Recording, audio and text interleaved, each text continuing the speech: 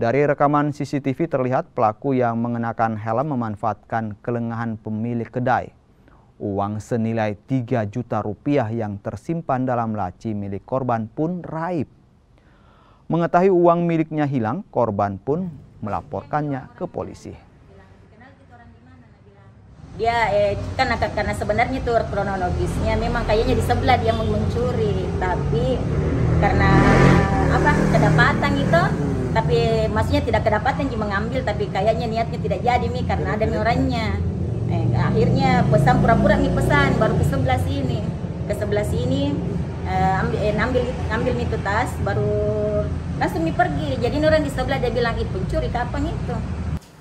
Untuk korban kemarin sudah membuat laporan polisi dan kami sudah terima laporan polisinya, dan setelah itu saya perintahkan kepada panitia opsional untuk segera mengecek TKP, kemudian memeriksa CCTV yang ada di sana,